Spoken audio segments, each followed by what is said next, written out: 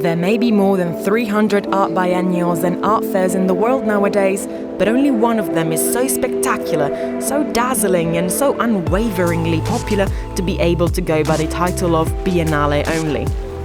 Venice, of course. It is here that colleagues, friends and distant relations in the art world make a point of catching up with each other every other year. Why do they keep coming? It's not just a matter of habit, although those are hard to shake in circles artistic or otherwise. In size and ambition, hardly any other event compares. Despite the absurd logistics of mounting a huge exhibition in a city surrounded by water, every year more nations, institutions and artists decide to take part. For a curator, it's the dream job, especially if you're put in charge of the main exhibition. This year, it's Ralph Rugoff's turn. The director of London's Hayward Gallery has decided to steer all participants with an ambiguous title, May You Live in Interesting Times. There is something exhilarating about the scale of it and what you're able to accomplish here that makes it completely, utterly different from any other kind of exhibition. Rugoff's exhibition is very different indeed. No other curator before him had decided to set up the show like this. Spread across two main locations, one in the old Curatorial of the Arsenale and one in the central pavilion of the leafy Giardini, his exhibition is made up of two complementary halves. Named Proposition A and Proposition B respectively, the two shows feature works by the same group of 79 artists, who present a response in different format for each exhibition.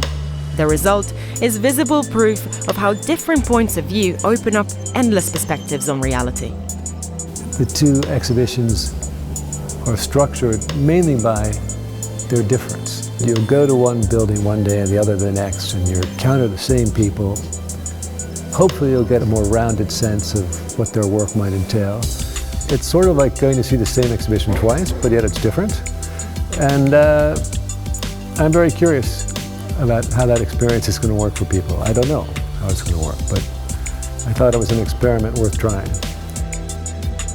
If matching each artwork to its other proposition's equivalent is quite a hard task, that's also thanks to the dramatically different settings the pieces are displayed in. At the end of a gravel pathway in the delightfully friendly Giardini, the central pavilion is an elegant, whitewashed neoclassical beauty. Inside, though, its straight, orderly lines transform into a maze. A former rope factory, the Curatorial of the Arsenale is a straight, tall and raw post-industrial space. Architecture is not just a backdrop here. These spaces are just as important a part of the show as the artwork itself. If you put a painting in this central pavilion, it looks very different than if you put one in the Arsenale. And in a way, I think the work in the Arsenale might be a little more extreme in some ways. There's more immersive installations, and we've broken up that building so that you don't see long stretches of it. But hopefully it's in more manageable pieces where you can encounter works and give them more of your focus and attention. And this building is much more of a labyrinth, where you wander through it, you discover different things. There's no one way to go through the whole building. Venture through the looking glass, though, and you'll be rewarded with luminous, fragile and elaborate spiderwebs, miniature versions of nighttime American suburbia with its unavoidable fast food chains, cows on wheels, and swinging doors smashing into walls.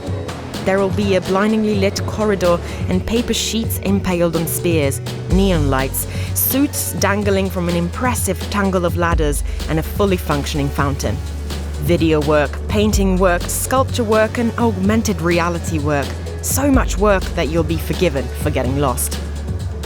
A lot of what we regard as human society and civilization are constructs that are often somewhat arbitrary.